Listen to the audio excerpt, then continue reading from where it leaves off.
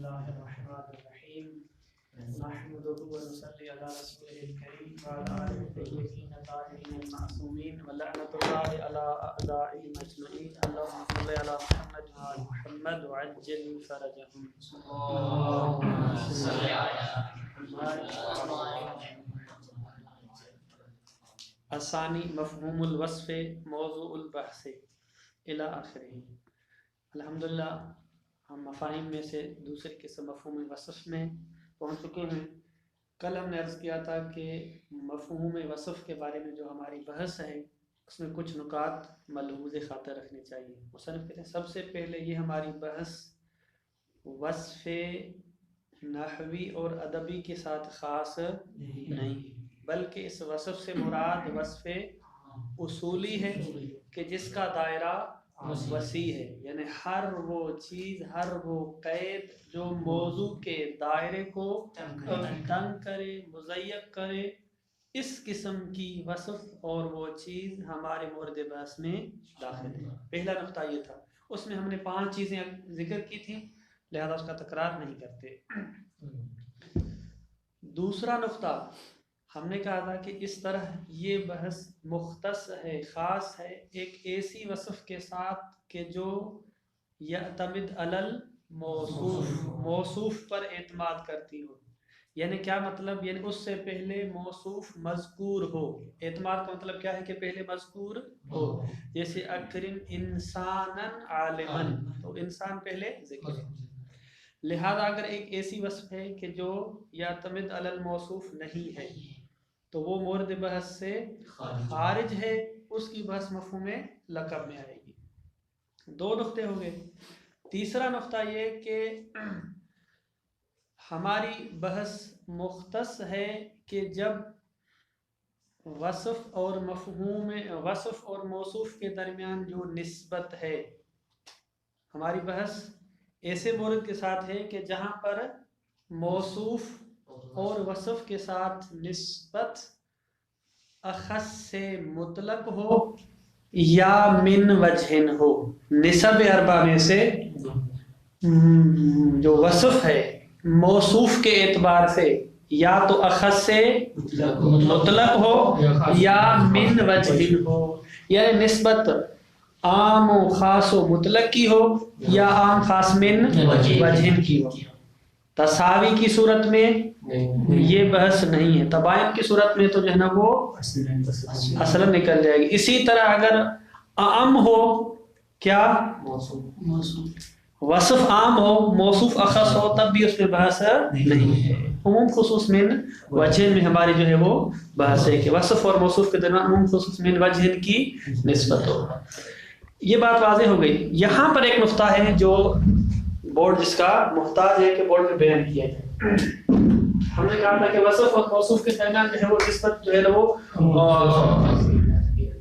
نسب اربع میں سے مثلا تباین تو واضح نہیں ہو سکتا، یا تساوی کی نسبت ہوگی۔ مثلا سب سے پہلے مورد لے کے ہے تساوی کا، ٹھیک ہے، نسبت تساوی کی نسبت ہوگی۔ مثال ہے، تساوی کی مثال دے دیں، ٹھیک ہے، تساوی کی نسبت ہوگی۔ تساوی کی مثال دیتے، مثال وصف اور موصوف کی طرف نسبت ہے تساوی کی، جیسے انسان ناطق، انسان جتنے افراد انسان کے اتنے افراد ناطق کے ہیں۔ انسان ضاحک، انسان متعجب، تو یہ تعجب کرنے والا بھی انسان ہوتا ہے، ضاحک بھی انسان ہوتا ہے، ناطق بھی انسان ہوتا ہے، تو تساوی ہے ان کی نسبت آپس میں۔ تو لہذا یہ کیا ہے؟ انسان مثلا ناطق آپ مثال لے لیں، ٹھیک ہے، یا دوسری مثال کیا لے لیں؟ مثلا ظاہر کی لے لیں، عالم کی نہیں، ٹھیک ہے۔ دوسری کیا ہو سکتی ہے نسبت؟ عموم خصوص مطلق کی، ٹھیک ہے، مطلق عام و خاص مطلق، عام و خاص و مطلق، ٹھیک، عام و خاص و مطلق۔ جو تصویر دیتے ہیں رائٹنگ میری ویسے بھی ایسی ہے، تو نسبت اس مثال دے دیں، ٹھیک ہے، کہ وصف صفت اور جو ہے وہ موصوف کے درمیان نسبت کیا ہو؟ عام خاص مطلق کی ہو، عام و خاص و مطلق کی ہو۔ یہاں پر ہم نے وصف کو عام بنانا ہے اور موصوف کو خاص بنانا ہے۔ وصف عام ہو اور موصوف جو ہے وہ خاص ہو۔ انسان گانے، इंसान आम है, आलिम खास मौसूफ मौसूफ क्या हो, खास हो, वसफ आम हो। मौसूफ आम खास इंसान हैवानात जी। इंसान हैवानात इंसान हैवानात अल इंसानु हैवानन, मसलन अल इंसानु हैवानन, तो यहाँ पर जो है ना वो इंसान है। मसलन अजिबनी, अजिबली, अजिबली, ठीक है, ये मेरे लिए लेकर आओ, अजिबली इंसानन हैवानन, ठीक है। मुमकिन है मिसाल में मुनाशा हो, लेकिन उसे समझाने के लिए, ठीक है। इंसानन हैवानन, इंसान क्या है, इसका दायरा तंग है और इसका दायरा, फर्ज करें इसके 100 अफराद हैं तो इसके फर्ज करें कि 1000 अफराद हैं, ठीक है। मुसन्निफ कहते हैं ये दोनों जो निस्बतें हैं हमारे वर्द बहस से खारिज है। ये दोनों जो है वो कि तसावी की निस्बत हो या जो है ना वो इसकी क्या हो, आम व खास उसकी निस्बत हो, ये दोनों हमारे पास से खारिज हैं। अब इंसान नाते करता है, इंसान हैवान, क्यों भाई ये बहस से खारिज है? क्यों? कहते हैं कि हमारी बहस यहाँ पे है कि अगर वसफ को हटा दिया जाए तो मौसूफ बाकी रहे। हमने कहा था कि जो वसफ ऐसी हो कुछ आके मौजू का दायरा तंग करे, क्या करे, मौजू का दायरा तंग करे, यानी मौजू के अंदर इतनी वुसअत हो, वसफ से ज्यादा मौजू के अफराद हो, ये आके उसको तंग करे, मुज़य्यक करे। तो मारहानोफी में इनकी आपस में बराबर है अफराद, जब आप इसमें अफराद बराबर हैं तो कैसे इसका दायरा तंग करेगी? नहीं कर सकती, इसमें है ही उतने पहले से, तो लिहाजा ये भी खारिज है। ये भी खारिज है, क्यों खारिज है? इस वजह से तो ये खुद बेचारा पहले से इसका जो है ना वो दायरा तंग है, पहले से ये मुज़य्यक है, तो दोबारा इसको वसफ मुज़य्यक नहीं कर सकती, तो लिहाजा ये दोनों हमारे मुर्द बहस से खारिज है। तीसरा मोरल कि जब वसफ और मौसूफ के दरमियान निस्बत क्या हो, हाँ, इसको मैं थोड़ा सा तब्दील करूं, खास व आम हो ना, मसलन खास व आम हो, ताकि मतलब आसान है, खास व आम मुतलक, क्योंकि खास इंसान है और आम जो है वो हैवान है। अब इधर करें जो आम व खास हो, आम व खास हो, आम खास व खास मुतलक, मिसाल दें इसकी, इसको उलट कर दें हैवान इंसानन आलिमन, ठीक है, अकरिम इंसानन आलिमन, इंसानन आलिमन, तो इंसान और आलिम के दरमियान कौन सी निस्बत है? आम व खास मुतलक, मुतलक यानी हर आलिम इंसान होता है, हर आलिम इंसान होता है, इसका मतलब इंसान आम है ना, और हर इंसान आलिम नहीं होता, इसका मतलब है कि आलिम खास है। ये खास हो गया और ये क्या है, आम, इस वजह से आम खास मुतलक। वहां पे खास आम क्यों लिखा? क्योंकि इंसान क्या है, खास है, और हैवान क्या है, आम है। चौथी निस्बत क्या है, आम खास मिन वजहिन, आम व खास मिन वजहिन। उसकी मिसाल दे दे, मिसाल के तौर पे उसकी मिसाल हम जो इधर किताब में भी आएगी वो हम बयान करेंगे यहाँ पे, जो ना मिसाल जो है वो गनम साइमा, गनम साइमा, गनम यानी भेड़, साइमा यानी जिसको चरागाह में, जो चरागाह में चरती हो, घर में जो ना चाराना खाती हो, ठीक है, गनम साइमा। इन दोनों के दरमियान क्या निस्बत है? उमूम खुसूस मिन वजहिन की निस्बत है। क्या निस्बत है? उमूम खुसूस मिन वजहिन की निस्बत है। मतलब एक जानवर है, ठीक है, जो गनम भी है और साइमा भी है, ठीक, ये दोनों आ गए, ये वाज़ेह है। गनम है, साइमा नहीं है, भेड़ तो है लेकिन भेड़ बेचारे वो घर में पाला हुआ है, तो ये साइमा नहीं है, ये मालूफा हो जाएगी। क्या हो जाएगी? मालूफा, यानी जिसको घर में चारा डाला जाता है। तो ये इफ्तरा किसकी तरफ से हो गया? गनम की तरफ से। इधर साइमा है लेकिन गनम नहीं है, मसलन क्या है? एबिल है, एबिल है, वाज़ेह है। तो यहाँ पर जो है ना वो इफ्तरा किसकी तरफ से है? سائمہ کی طرف سے ہے. مصنف کہتے ہیں کہ ہمارے مورد بحث میں وصف اور موصوف کے درمیان جب نسبت کیا ہو عام خاص مطلق کی ہو یہ مورد بحث ہے, اور اسی طرح عام خاص من وجہن کی نسبت ہو تو وہ مورد بحث ہے. لیکن عام خاص نسبت کے عام خاص من وجہن کے کتنے مورد ہو گئے؟ 2 ہو گئے, ایک یہ اور ایک یہ. ٹھیک ہے, آپ کہیں گے یہ کیوں نہیں؟ کیونکہ یہ تو منطوق ہے. تیسرا کیا ہے؟ منطوق ہے نا. مثلا فی الغنم صائمۃ زکات, فی الغنم صائمۃ زکات, غنم صائمہ میں زکات ہے, یہ تو منطوق ہو گیا. ہم بحث کرنے جا رہے ہیں چونکہ مفہوم میں, مفہوم میں کہتے ہیں کہ آیا یہ دو عموم خصوص من وجہ کے یہ دونوں مورد شامل ہیں یا جو ہے وہ ان میں سے ایک شامل ہے. اس میں ساری کی ساری بحث ہے. اس وجہ سے اس کو ہمیں مٹائیں گے تاکہ مطلب آسان ہو جائے گا. ادھر ہی کام چل جائے گا, ادھر چلے گا. ٹھیک ہے. مصنف نے کہا کہ ہماری بحث کس میں ہے کہ نسبت عموم خصوص من وجہ کی ہو, لیکن عموم خصوص من وجہ کا کون سا مورد؟ یہ والا مورد یا یہ والا مورد؟ یہ والا مطلب کیا؟ ریکارڈ والے تو سمجھ نہیں آئے گا نا. یہ والا مورد ہے کہ مطلب ہے کہ جب افتراق صفت کی طرف سے ہو وہ شامل ہے, یا جب افتراق موصوف کی طرف سے ہو. کون سا مورد بحث ہے؟ مصنف کہتے ہیں کہ وہ مورد بحث ہے کہ جب افتراق کس کی طرف سے ہو؟ موصوف کی طرف سے ہو. کس کی طرف سے ہو؟ موصوف کی طرف سے ہو. یعنی موصوف تو مذکور ہے, موصوف تو مذکور ہے, وہ صفت جو ہے وہ مفقود ہو گئی, دوسری صفت آ گئی. افتراء کس نے کیا؟ صفت نے افتراء کیا, صفت جدا ہو گئی. معنی نفی میں کیا ہے؟ صفت تو موجود ہے لیکن موصوف تبدیل ہو گیا. ٹھیک ہے, تو کہتے ہیں معنی نفی میں جو مورد بحث ہے وہ یہ والا مورد ہے کہ جب افتراء موصوف کی طرف سے ہو. کس کی طرف سے ہو؟ موصوف کی طرف سے ہو. اگر بعد میں گڑبڑ ہوئی تو تبدیل کریں گے, لیکن میرے ذہن میں فی الحال یہ ہے. ٹھیک ہے, کہتے ہیں کیوں؟ اس وجہ سے کہ جب کہہ رہے کہ یجب فی الغنم صائمۃ زکات, تو اب یہ جو صفت تھی یہ معلوفہ چلی گئی. اب سوال ہے کہ جو غنم ہے اور صائمہ جو تھی وہ صائمہ, آیا غنم جو معلوفہ ہے اس میں زکات ہے یا زکات نہیں؟ اس موضوع کہ جس کے ساتھ صفت صائمہ تھی یہ صفت چلی گئی, تو آیا اس موصوف کے لیے مفہوم ہے کہ نہیں ہے؟ یعنی موصوف باقی رہے, صفت چلی جائے تب مورد بحث ہے.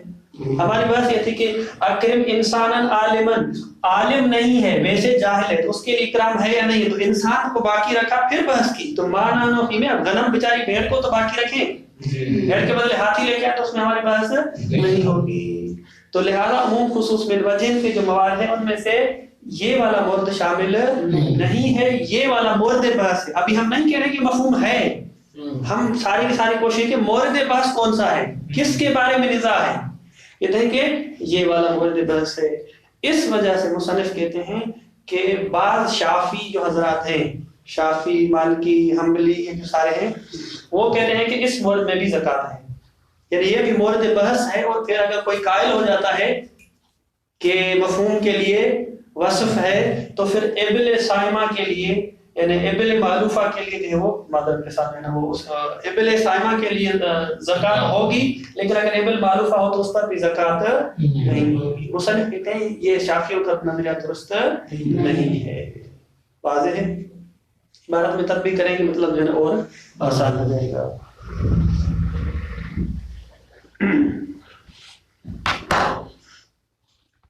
موضوع البحث المقصود بالوصف ہونا, کہتے ہیں مصنف کہتے ہیں کہ مقصود بالوصف ہونا, ہونا یعنی یہاں علم اصول کی بحث میں جب ہم مفاہیم کی بحث کر رہے ہیں ادب کے اعتبار سے نہیں, وصف سے مقصود جو ہے یعم النعت و غیرہ ما, وہ مراد ہے کہ جو شامل ہے نعت کو یعنی صفت کو, و غیرہ اور غیر نعت کو.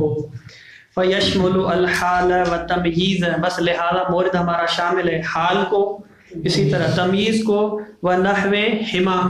نحو حما میں کیا مثالیں دی ہم نے؟ مما یصلح, قانون کلی یہ ہے ہر وہ چیز کہ جس کے اندر صلاحیت ہو ان یکون قیدا لموضوع تکلیف, تکلیف اور حکم کا جو موضوع ہے، تکلیف سے مراد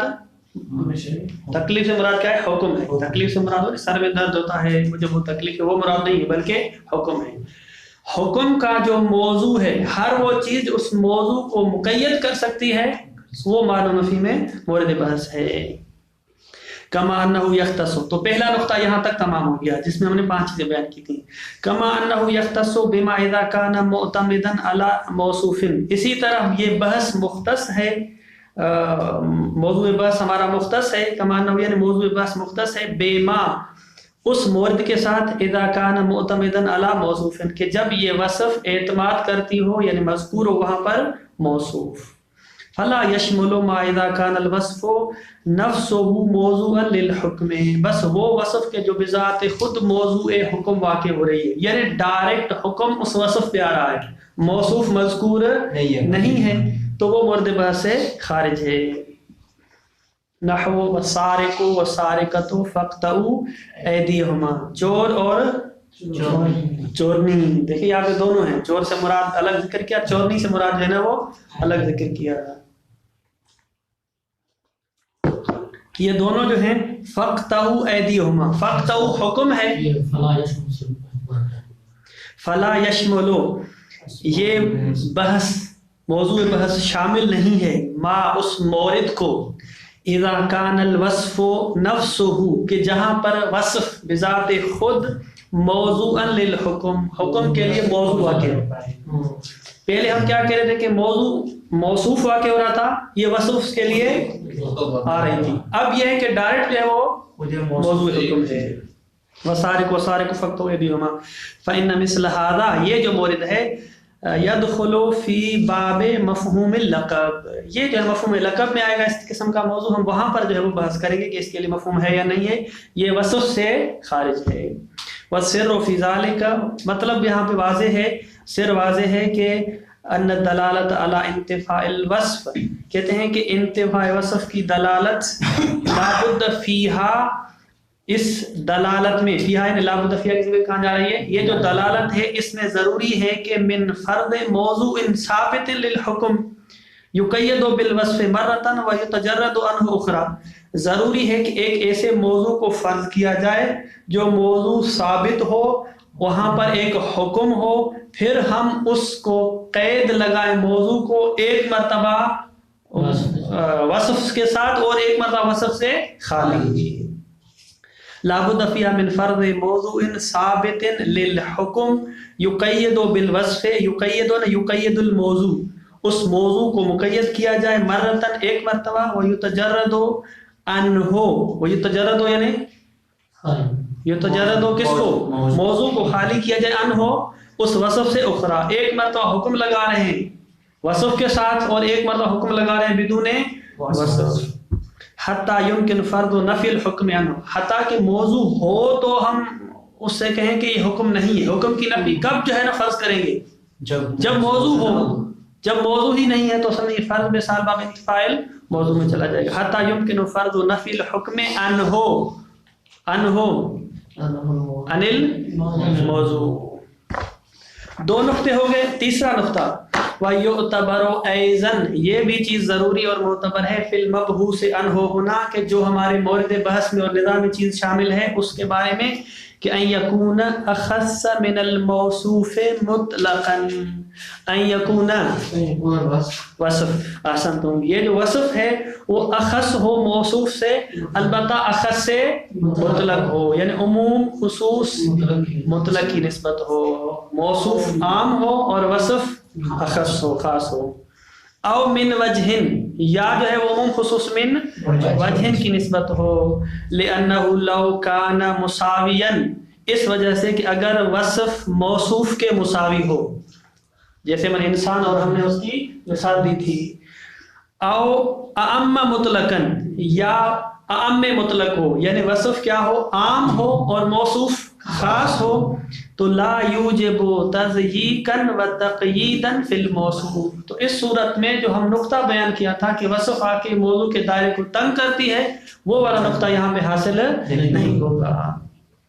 حتی یصح فرض انتفاع الحکم الموصوف عند انتفاع الوصف، یہ ممکن نہیں ہے.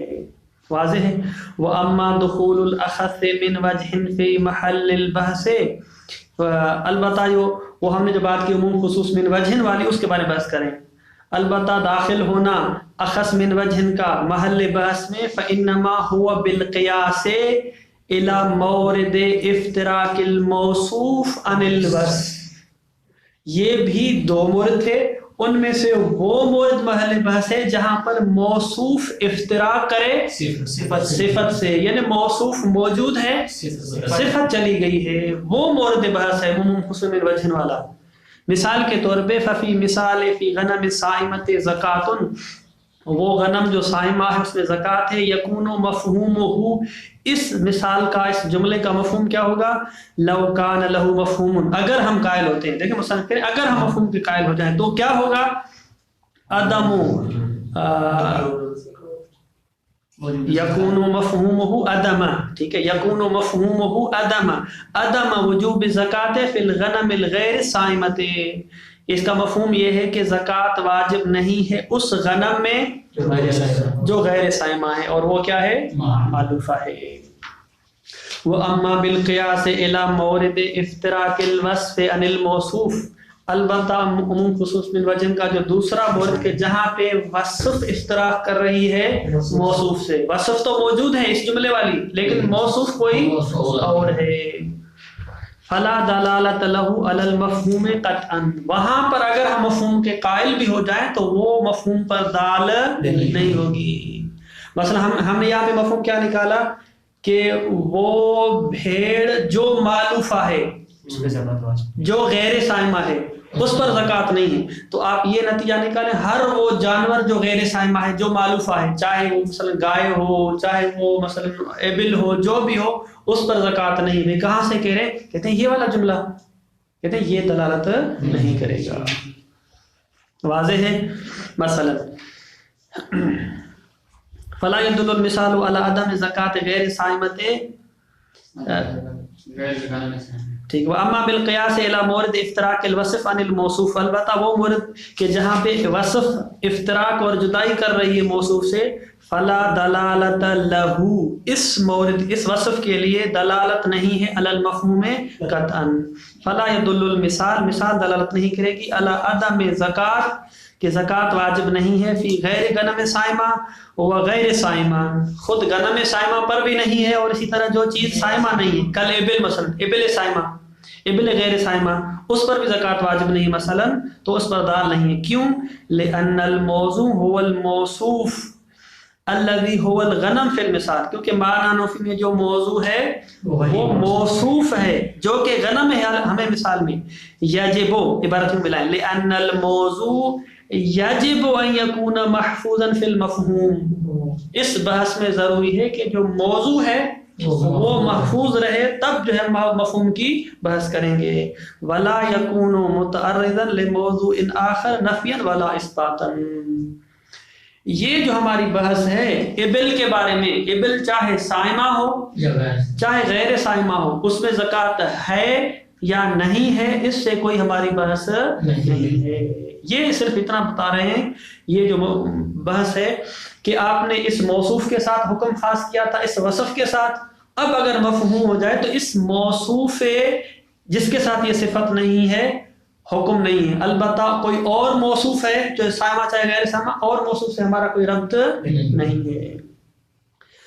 ولا یکونو، یہ جو ہمارا مورد ہے متعرض ہی نہیں ہے، یعنی اس سے اس کی کوئی چھیڑ چھاڑ نہیں ہے، لموضوع آخر، لا نفین کہ زکوٰۃ نہیں ہے، ولا اثباتاً کہ زکوٰۃ ہے، کوئی اس میں بحث نہیں ہے. اس کو ہم دوسری دلیل سے دیکھیں گے. بس نتیجہ یہ نکلا کہ فما عن بعض الشافعیۃ من القول بدلالت القضیۃ المذکورۃ، بعض شافی حضرات جو ہے وہ یہ بات کرتے ہیں، اس بات کے قائل ہیں کہ یہ جو قضیہ ہے، قضیہ مذکورہ، کون سا قضیہ مذکورہ؟ فی الغنم صائمۃ زکاۃ، اس کی دلالت ہے علی عدم الزکاۃ فی الابل المألوفۃ، کہ جو ابل معلوفہ ہے اس پر بھی زکوٰۃ واجب نہیں ہے. مصنف کہتے ہیں لا وجہ لہ قطعا، اس کی یہ جو علت پیش کر رہے ہیں اس کے لیے کوئی علت نہیں ہے. واضح ہے جی. الاقوال فی المسألۃ والحق فیہا، یہاں تک تو صرف ہم نے بیان کیا تھا کہ بحث کس جگہ پہ کس جگہ پہ بحث ہے، صرف اور صرف ہم نے جو ہے نا اپنا راستہ سیدھا کیا. اب ہے مفہوم یا نہیں ہے یہ اب بحث کرنے جا رہے ہیں. مصنف کہتے ہیں کہ اگر اقوال کی بات کی جائے تو سب سے پہلے کہتے ہیں کہ دیکھیں ہم ہر جگہ یہ تکرار کرتے ہیں کہ اگر ایسی وصف جس کے لیے دلیل موجود ہے خارج سے اور بیان قرینہ موجود ہے اس کے مفہوم پر تو وہی ہے، اگر قرینہ موجود ہے اس کے نہ ہونے پر تو وہی ہے. ہم قرائن اور ادلہ کے جو ہے نا تابع ہیں، کوئی قرینہ ہے تو اس کی بحث کریں گے اور مفہوم کے قائل ہو جائیں گے، اگر نہیں ہے تو قائل نہیں ہوں گے. بحث وہاں پر ہے کہ جب ہم قرائن سے قطع نظر رکھیں تو آیا اس کے لیے مفہوم ہے یا مفہوم نہیں ہے، تو یہاں پر جو ہے وہ دو قول ہیں. لیکن اس سے پہلے جو ہے کچھ چیزیں ہیں عبارت میں اس کو بیان کر کے پھر اس پہ آتے ہیں. قرائن پیش کریں گے کہ کون سا قرینہ ہے جو ہے نا مفہوم پر. الاقوال فی المسألۃ والحق فیہا لا شک فی دلالت التقیید بالوصف علی المفہوم، اس میں کسی کو شک نہیں ہے کہ فی دلالت التقیید بالوصف علی المفہوم کہ وصف جو مقید ہے یہ دلالت کر رہی ہے مفہوم پر عند وجود القرینۃ الخاصۃ، جب کوئی خاص قرینہ موجود ہو مفہوم کے لیے تب جو ہے وہ اس وصف کے لیے مفہوم اور دلالت موجود ہے. ولا شک ایک یہ ہو کہ اگر قرینہ خاص موجود ہے، اسی طرح ولا شک فی عدم دلالت عند وجود القرینۃ علی ذلک، اگر قرینہ موجود ہے عدم مفہوم پر تو اس میں بھی کسی کو کوئی شک نہیں ہے. ٹھیک ہے، یعنی قرینہ کہہ رہا ہے کہ اس مورد میں وصف کے لیے مفہوم نہیں ہے. پہلے کا ہے اور دوسرا بہت کیا تھا کہ نہیں ہے، یعنی قرینہ خاص آ کے بتاتا ہے کہ یہاں پہ وصف تو ہے لیکن اس وصف کے لیے مفہوم نہیں ہے. مثل ما، مثال کے طور پہ وہ مورد اذا ورد الوصف مورد الغالب، کہ جب وصف واقع ہو جائے ایک ایسے مورد میں کہ جو مورد غالب ہے، الذي يفهم منه عدم اناطۃ الحکم به وجودا وعدما. پہلے اس کو سن لیں پھر اس میں جو دقت کرتے ہیں کہ ہم نے کیا کہا، قرینہ موجود ہے جس قرینے کی برکت سے پتہ چل رہا ہے کہ ما نحن فی میں اس وصف کے لیے مفہوم نہیں ہے. ٹھیک، میں بورڈ پہ آ جاؤں تو آگے آسان ہو جائے. سورہ بقرہ کی جو ہے نا وہ سورہ نساء کی تقریباً آیت نمبر 23 ہے. اس میں جو ہے وہ قرآن مجید میں بیان ہو رہا تھا کہ حرمت علیکم امہاتکم و بناتکم و اخواتکم، بحث کرتے کرتے آخر میں جب پہنچے تو وہاں پہ کہا کہ وربائب و ربائبکم، مجھے لکھواتے جائیں ربائبکم اللہ اللہ فی حجورکم، لائی ہے لاتی ہے لائی ہے، مجھے ہم لوگ کی کتاب میں لاتی، قرآن میں جو ہے نا وہ لائی ہے یا لاتی ہے. وربائبکم اللاتی فی حجورکم، فی حجورکم من النساء، من النسائکم اللتی، آخر تک جو ہے نا اللتی مثلا دخلتم بہن، آپ پر حرام ہے آپ کی مائیں، آپ کی بہنیں اور آپ کی بیٹیاں. ربائب سے مراد بیٹیاں ہیں، ٹھیک ہے بتاتا ہوں کیا ہے. ربائب سے مراد بیٹیاں ہیں اور آپ کی وہ بیٹیاں، آپ کی وہ بیٹیاں اللہ، یہ صفت ہے یہاں پر، ٹھیک ہے. اللہ سے لے کے فی حجورکم، اللہ سے لے کے حجورکم تک حکم آیا ہے حرام ہے، یہ موضوع ہے، ٹھیک ہے، یہ موصوف ہے، ٹھیک، یہ موصوف ہے، اس پر حکم کیا ہے حرمت، اس کے لیے وصف بیان ہوئی ہے اللہ فی حجورکم، جو آپ کی گود میں ہے، گود والی، یعنی ان کو کیا کہتے ہیں اردو میں، جن کو رضائی، نہیں رضائی نہیں، رضائی تو دودھ والے تھے، جن کو جو ہے پالتا ہے بندہ، اردو میں کیا کہتے ہیں جن کو پرورش شدہ، ٹھیک ہے، پروردہ، ہاں پروردہ، ٹھیک ہے، پروردہ. ربائب سے مراد جو حجور جو ہوتی ہے پروردہ، مسلم پروردہ یا جو بھی آپ اس کو لے لیں، یہ اس کے لیے صفت ہے. یعنی حرام ہے آپ کے لیے وہ بیٹیاں، پہلے کہہ دیا سن لیں، ایک شخص تھا اس نے شادی کی ایک خاتون سے، اس خاتون کی پہلے سے بچی تھی اس کو، ٹھیک ہے، 2 3 4 ماہ کی بچی تھی، تو اس نے دوسرے شخص سے شادی کی، تو وہ جو بچی خاتون ساتھ لے کے آئی، تو یہ بچی تو اس خاتون کی ہے پہلے شوہر سے، اس نے ابھی شادی کر لی ہے، تو یہ بھی اس کی بیٹی کے حکم میں ہے کیونکہ ربیبہ ہے، پالتو ہے۔ اب بحث یہ ہے کہ یہ جو لے کے آیا تو اس کی پرورش کس کی ہے، کس کے گود میں ہوئی؟ گود سے مراد یہ ہے کہ اس کے گھر میں دوسرا جو شوہر ہے، تو کریں دوسرا شوہر ہے، اس کے لیے یہ ربائب جو اس کی پرورت ہے وہ حرام ہے۔ واضح ہے مسئلہ؟ اب صفت کیا ہے؟ جو پروردہ ہے، جو کیا ہے پروردہ ہے وہ حرام ہے، پروردہ صفت ہے، یہ موصوف ہے۔ تو کچھ ربائب ایسی بھی ہیں، ربائب جو مثلا 5 6 سال کی ہیں، وہ بڑی ہے، وہ اس کے گھر میں پلی نہیں، وہ 5 6 سال کی تھی، وہ کسی اور گھر چھوڑے، تو وہ جو دوسری غیر ربائب ہے، غیر ربائب نہیں، وہ جو غیر حجور والی ہے، پروردہ نہیں ہے، غیر پروردہ ہے، غیر پروردہ یعنی جو اس کے گھر میں نہیں ہے، اس کو اس نے پالا نہیں ہے۔ یہ حکم آیا ہے کس کے لیے؟ آپ پر حرام ہے وہ ربائب کہ جو آپ کی پرورش میں رہی ہیں، ٹھیک ہے۔ اگر ہم یہ حجور والی قید ہٹا دیں، صرف ربائب ہو، وہاں پر حرمت ہے، حرمت نہیں ہے، حرمت ہے، حرمت نہیں ہے۔ کہتے ہیں کہ یہاں پر اگر ہم مفہوم کے قائل ہو جائیں، اگر ہم مفہوم کے قائل ہو جائیں تو پھر حرام نہیں ہے، لیکن معنی نوفی میں قرینہ موجود ہے کہ یہاں پر مفہوم نہیں ہے، کا مطلب ہے کہ یہ بھی حرام ہے، یہ بھی کیا ہے؟ حرام ہے۔ ہماری ساری بحث رہے تھے اگر قرینہ ہو حرام ہونے پر، قرینہ ہو مفہوم پر، اس کے تابع ہے۔ دوسری بات ہم نے کیا کہ اگر قرینہ موجود ہو، اگر کس بات پر؟ مفہوم نہ ہونے پر، کہ اس مورد میں مفہوم نہیں ہے، ہم مثال اس کی دے رہے ہیں۔ یہ مثال کس کی ہے؟ قرینہ موجود ہے کس پر؟ عدم مفہوم پر۔ واضح ہے؟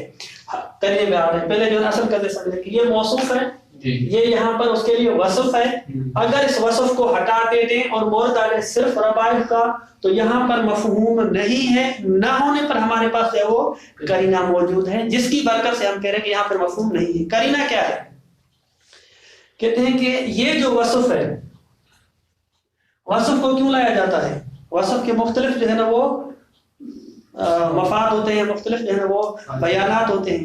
کبھی کبھی وصف جو ہے نا اس وجہ سے لائی جاتی ہے کہ اس لانے کی ضرورت نہیں ہے، لانے کی ضرورت نہیں ہے، لیکن چونکہ اکثر جو ربائب ہوتی ہیں، دوسرا شادی کرتا ہے کہ وہ ساری کی ساری کس کے گھر میں آتی ہے؟ عموماً جو مثلا ربائب ہوتی ہیں وہ چھوٹی ہوتی ہیں اور اس کی پرورش دوسرے شوہر کے گھر ہوتی ہے، اکثر اس طرح ہوتا ہے، اکثر کیا ہوتا ہے؟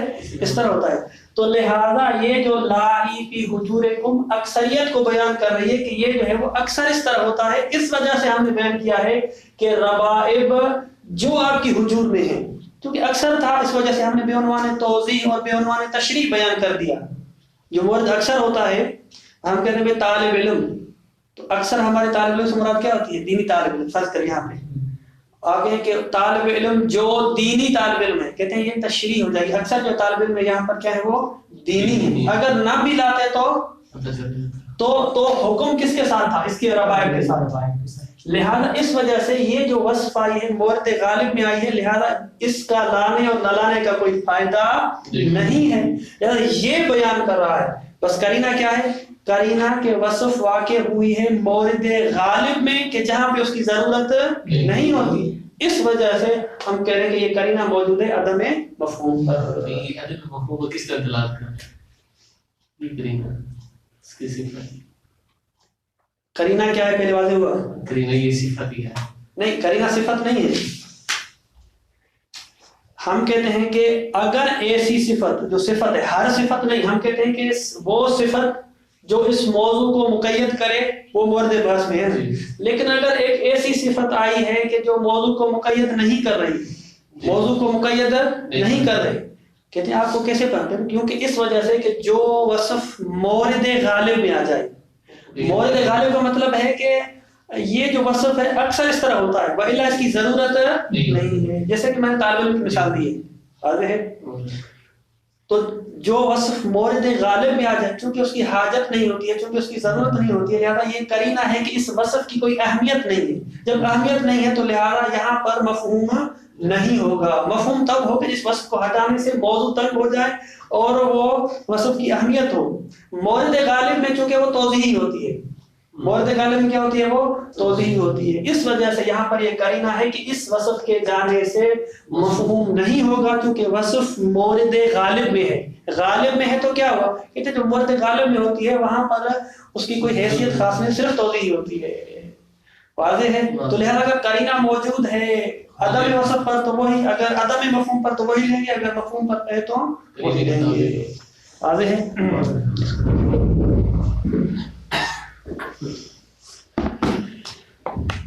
بتائیں گے آپ کو جی آج بتائیں گے آپ کو. ٹھیک ہے. الاقوال فی المسألۃ والحق فیہا لا شک. کہاں سے آگے پہنچ گئے تھے؟ ہاں مثل ما اذا ورد الوصف، مثال کے طور پہ. یہ مثال کس کی دے رہے ہیں؟ یہ ذہن میں رکھیں کہ جہاں پر قرینہ موجود ہے عدم مفہوم پر. احسنتم. ورد الوصف مورد الغالب، کہ جہاں پر وصف وارد ہوئی ہے مورد غالب پہ. الذی یفہم منہ، جہاں مورد غالب کا مطلب یہ ہے، اس سے بات سمجھ میں آتی ہے کہ عدم اناطۃ الحکم بھی وجوداً و ادباً. مورد غالب کا مطلب ہے کہ جو حکم ہے یہ حرمت والا، یہ منوط نہیں ہے، چاہے یہ وصف ہو چاہے یہ وصف نہ ہو. مورد غالب میں اساسی نقطہ یہ ہے کہ حکم منوط نہیں ہے، حکم کا معیار اس وصف کے ساتھ نہیں ہے، نہ ہونے کے اعتبار سے اور نہ ہونے کے اعتبار سے.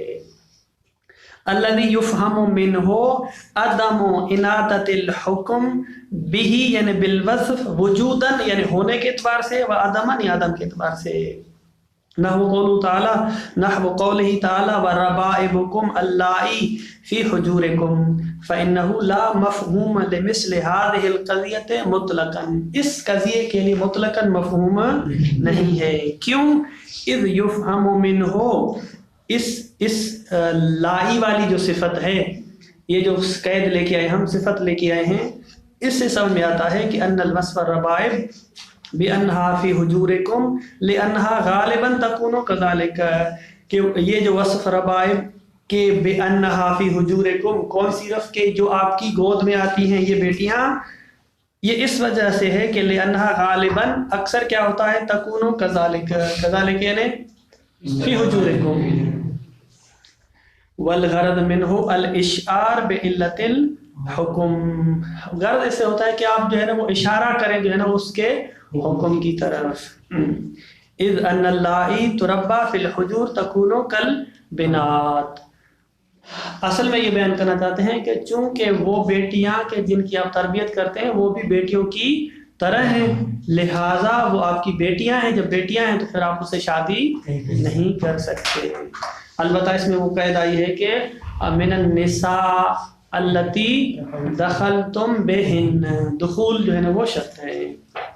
والغرض منہ، اس صفت اور وصف سے غرض کیا ہے؟ الاشعار، کہ اس بات کی طرف اشعار کیا جائے، رہنمائی کی جائے، اشارہ کیا جائے بعلت الحکم، کہ یہ ربائب پر، اس موصوف اور موضوع پر یہ حکم کیوں آیا ہے، اس کی علت کیا ہے. اذ ان اللائی، لائی سے مراد یہ جو ہیں یہ ربائب، تربا فی الحجور، اکثر طور پہ کیا ہوتا ہے ان کی تربیت کی جاتی ہے حجور میں. تکونو کالبنات، تو وہ کس طرح ہیں؟ بنت کی طرح ہیں. واضح ہے؟ وانما الخلاف، مصنف نے کہا اس میں تو کوئی شک نہیں ہے. انما الخلاف عند تجرد القضیۃ عن القرائن الخاصۃ، اگر قرینہ خاصہ وجود اور عدم خالی ہو وہاں پر اختلاف ہے. فإنهم اختلفوا في أن مجرد التأکید بالوصف، صرف اور صرف وہ اس وصف کو لایا گیا ہے، مقید کیا گیا ہے موصوف کو وصف کے ساتھ. هل يدل على المفہوم، آیا مفہوم پر دال ہے؟ اے انتفاء الحکم الموصوف عند انتفاء الوصف، جب وصف چلی جائے تو موصوف سے وہ حکم بھی چلا جائے گا. او لا يدل، یا جو ہے وہ دلالت نہیں کرتا. نظیر الاختلاف المتقدم فی التقیید بالشرط، جیسا کہ ہم نے مفہوم شرط میں کہا تھا کہ یہ جو شرط ہے، اگر شرط کے چلے جانے سے مشروط کے لیے موضوع کے لیے حکم ہے، مفہوم ہے یا مفہوم نہیں ہے، حکم ہے یا حکم نہیں ہے، بالکل اسی طرح. وفی المسألۃ قولان، مسئلہ میں دو قول ہے، المشہور القول الثانی وہو عدم المفہوم. قول ثانی یہ ہے کہ اس کے لیے مفہوم نہیں ہے، مشہور کا نظریہ یہی ہے. والسر فی ذالک، والسر فی الخلاف یرجع الی ان، مشہور کے ساتھ ہے، مصنف جو ہے وہ مشہور کے ساتھ ہیں. والسر فی الخلاف يرجع إلى أن التقييد المستفاد من الوصف هل هو تقييد لنفس الحكم أو أن الحكم منوط به. کہتے ہیں یہ اختلاف کیوں ہے؟ وصف کے لیے موصوف کے لیے حکم، وصف کے لیے مفہوم ہے یا نہیں، اس میں اساسی نقطہ جو ہے کیا ہے، کیوں دو قول ہو گئے. ٹھیک ہے، کہتے ہیں کہ دیکھیں بورڈ کا جو ہے وہ پورا استعمال جی ہاں اس کو مٹا لیتے ہیں نا، یہ والا ہوتا ہے پھر آسان یا تو بس کو یہاں چھوڑ دیں یا مجھے آپ 5 منٹ دیں گے جو آپ دیکھیں. ہمارے پاس 3-4 اصطلاحیں ہیں، 3 اصطلاحیں. ایک ہے حکم، ٹھیک ہے، حکم ہے الحکم. حکم مثلا کیا ہے، واجب ہونا، حرام ہونا، مستحب ہونا، مکروہ، جائز، حکم تکلیف ہو رہی ہے، ایک حکم ہے. ایک ہے موضوع، موضوع الحکم. ٹھیک ہے، حکم کی مثال مثلا آپ وجوب لکھ لیں، ٹھیک ہے، وجوب، حکم کی مثال وجوب. موضوع الحکم زکات، ٹھیک ہے، یعنی یہ حکم جس پر آ رہا ہے، ٹھیک ہے، اس کو آتے ہیں. دوسرا ہے متعلق، متعلق الحکم، ٹھیک ہے، متعلق الحکم. دوسرا کیا ہے، متعلق الحکم.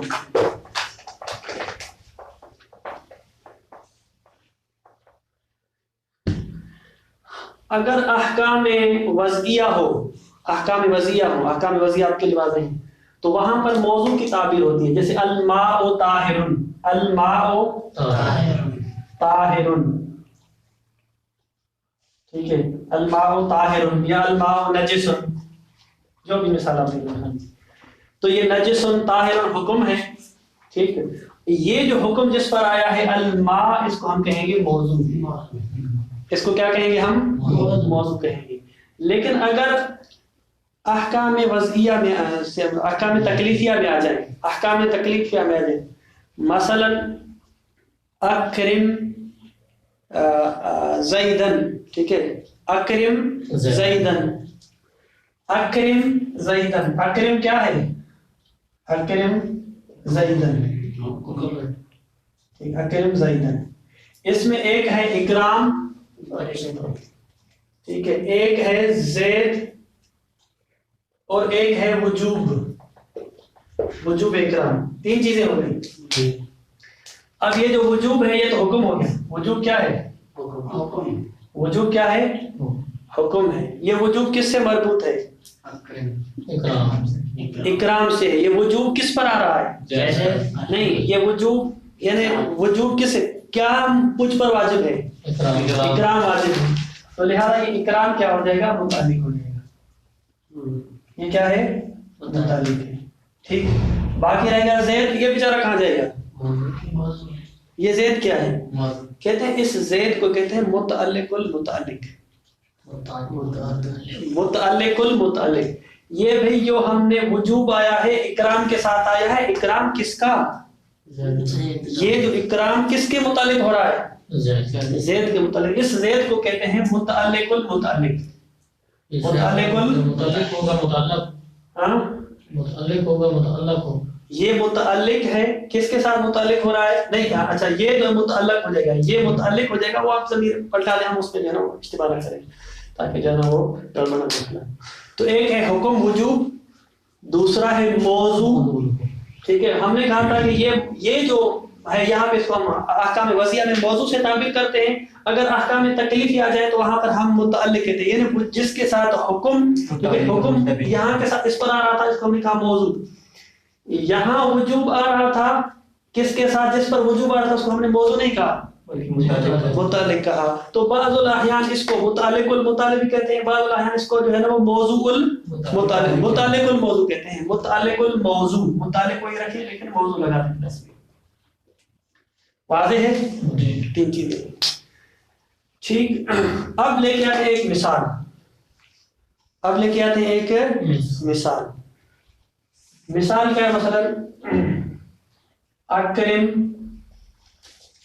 انسانن عالمن, اکرم انسانن عالمن. ٹھیک, تو یہ جو صفت, یہ جو حکم آیا ہے حکم وجوب, اکرام والا, وجوب والا حکم, آیا وجوب والا حکم مجرد انسان پر آیا ہے, مجرد انسان پر, یا یہ وجوب والا حکم جو ہے نہیں معذرت کے ساتھ, یہ جو عالم والی قید ہے, یہ جو عالم والی قید ہے, یہ عالم والی قید اس موضوع کے ساتھ مل رہی ہے. موضوع مرکب ہے کس کے ساتھ؟ انسان اور عالم کے ساتھ مل کے پھر یہ وجوب اس پر آ رہا ہے, یا نہیں یہ عالم والی قید صرف اور صرف اکرام کے ساتھ ہے. یہ جو قید ہے حکم کے لیے ہے یا یہ قید موضوع کے لیے ہے؟ اگر حکم کے لیے ہے, یعنی بیان کرنا چاہتے ہیں کہ یہ جو حکم ہے صرف اور صرف اس وصف والی چیز کے ساتھ خاص ہے. اب اور مثالیں جو سر, اکرم, ٹھیک ہے, زیدن عالمن, اکرام کریں زید عالم کریں. آیا اکرام کی علت جو ہے وہ اکرام, یہ جو حکم وجوبی ہے اس میں عالم ہونے کو دخالت ہے, ٹھیک ہے, یہ جو عالم ہے اس وجہ سے دخالت ہے, یا نہیں زید عالم مل کے اس کو دخالت مل رہی ہے؟ یعنی یہ جو حکم آ رہا ہے یہ صرف اور صرف وصف کی طرف خاص ہے, جو بھی عالم ہو, چاہے زید ہو, بکر ہو, خالد ہو, جو بھی اس کے ساتھ ہے, یا نہیں دونوں مل کے جو ہے نا آ رہے ہیں. اس میں ساری کی ساری بحث ہے. ٹھیک ہے, اس کو انشاءاللہ کل مکمل کریں گے تاکہ تھکے ہوئے ذہنوں کے ساتھ مطلب کو نہیں پہنچایا جا سکتا. اور صلی اللہ علیہ محمد وعلیہ وسلم.